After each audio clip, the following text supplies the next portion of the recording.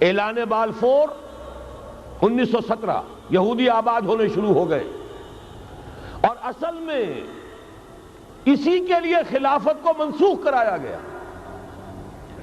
سلطان عبد الحمید، اگرچہ یہ ترکی خلافت جو ہے مرد بیمار کمزور، پھر بھی وہ مسلمانوں والا جذبہ اتنا تھا، انہیں بڑی سے بڑی رشوت پیش کی گئی تھی۔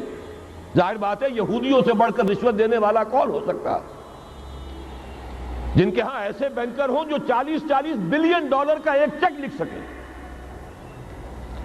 پھر یہ کہ ان پر سیاسی دباؤ بہت ڈالا گیا، انہوں نے جب تک خلافت عثمانیہ برقرار رہی یہودیوں کو فلسطین میں آباد ہونے کی اجازت نہیں دی، کہ جو معاہدہ کیا تھا حضرت عمر نے رضی اللہ تعالی عنہ، خلیفہ ثانی نے، خلیفہ راشد نے، ہم اس کے پابند ہیں اور ہم یہاں یہودیوں کو آباد ہونے کی اجازت نہیں دیں۔ لہذا انہوں نے اس خلافت ہی کا بستر طے کرایا، اس لیے کہ نہ رہے بانس نہ بجے بانسری، نہ مسلمانوں کی وحدت ملی کی کوئی علامت دنیا میں باقی رہے، اور نہ مسلمان کسی مسئلے پر جمع ہو کر کوئی موقف اختیار کر سکے۔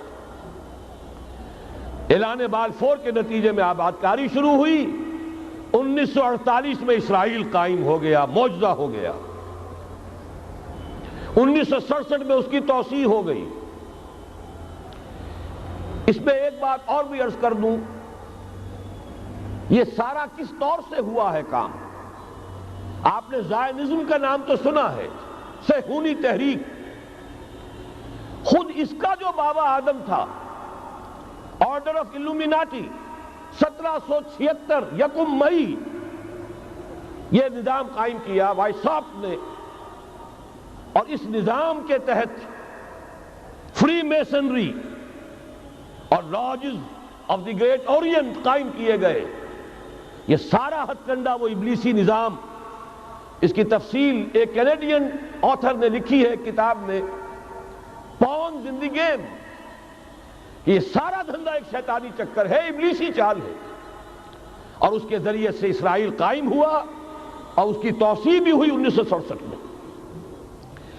اب یہاں تک پہنچنے کے بعد ان کے پیش نظر بقیہ دنیا کی تسخیر اور اسے فتح کرنے کا معاملہ ہے، اور سب سے بڑھ کر اسلام کی بیخ-کنی اور اس کا راستہ روکنا، یہ ان کے پیش نظر ہے۔ یریدون لیطفئوا نور اللہ بافواہہم۔ صورت اس وقت کیا ہے؟ یورپ اور امریکہ سے آپ مشرق کی طرف آئیے، پہلے عالم عرب ہے، عرب مسلم ورلڈ۔ مجھے یہ کہتے ہوئے سخت دکھ ہو رہا ہے، پورا عالم عرب وہ فتح کر چکے، وہ عرب ممالک کے جو اسرائیل کے ساتھ کسی میز پر بیٹھ کر گفتگو کرنے کو تیار نہیں تھے۔ آپ دیکھ رہے ہیں کہ لائن لگ گئی۔ کبھی صرف انور سادات نے ریکگنائز کیا تھا، پوری دنیا میں شور مچا تھا، اس پر لعنت ملامت ہوئی تھی۔ اب تو ایک ایک کر کے، وہ شاہ حسن ہو چاہے شاہ حسین ہو، اب تو وہاں سے ویزے ختم ہو رہے ہیں۔ سعودی عرب اور امارات، انہوں نے جو کچھ کاروباری بندشیں لگائی ہوئی تھی وہ ختم کر دی گئی، ان میں نرمی پیدا کر دی گئی۔ یہ صورتحال ہے کہ واقعتاً ان کی جو عالمی تسخیر کا پروگرام ہے وہ آگے بڑھ رہا ہے، اور بدقسمتی سے امت مسلمہ کا جو قلب ہے، اس امت کا قلب امیین پر مشتمل ہے۔ هو الذی بعث فی الامیین رسولا منہم یتلو علیہم آیاتہ ویزکیہم الی آخر الآیہ۔ حضور بھی امی تھے، انہی میں سے تھے صلی اللہ علیہ وسلم، لیکن آج وہ قلب جو ہے عالم اسلام کا، وہ یہودیوں کے شکنجے میں کسا جا چکا ہے۔ اکثر وہاں کے جو حکمران ہیں، امریکہ کے ایجنٹ ہیں، سٹوجز۔ یہ حالات جہاں تک عالم عرب کا تعلق ہے، تلخ حقائق ہیں جو بیان کر رہا ہوں، اس لیے کہ آپ کے سامنے رہنا چاہیے۔ یہ جو اقبال نے کہا کہ دنیا کو ہے پھر مار گئے روح و بدن پیش، ابلیس نے پھر اپنے درندوں کو ابھارا، اللہ کو پا مردی مومن پہ بھروسہ، ابلیس کو یورپ کی مشینوں کا سہارا۔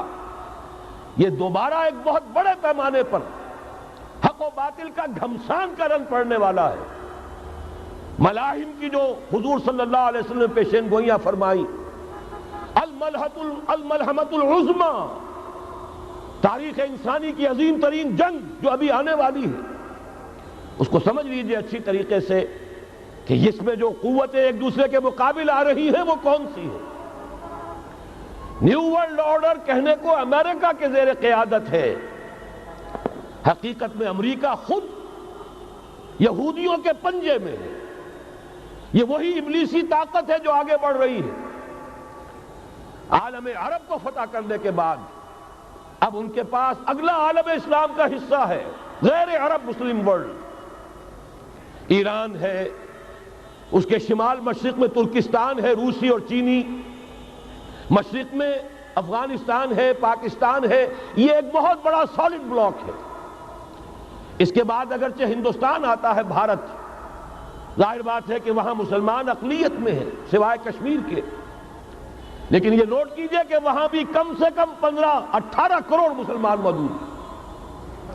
آج بھی دنیا کا سب سے بڑا ملک جس میں مسلمانوں کی تعداد اور جن کی نفری سب سے بڑھ کر ہے وہ بھارت ہے۔ اس کے بعد پھر انڈونیشیا، ملائیشیا ہے، اس سے آگے ہے پھر فار ایسٹ، ابھی انہیں فتح کرنا ہے۔ نیو ورلڈ آرڈر کا یوں سمجھئے کہ ابھی یہ ہارڈ نٹ ٹو کریک، ابھی ایک لوہے کا چنا ہے چائنا کی شکل میں موجود۔ اور مجھے یاد آ رہا ہے ڈی گال کے الفاظ بہت سے لوگوں نے سنے ہوں گے، اس نے کہا تھا کہ ہم نے خام خواہ روس کو اپنا دشمن بنا لیا ہے، وہ تو ہمارا بھائی ہے، وائٹ ریسس، وہ تو بنیادی طور پر یورپین قوم ہے۔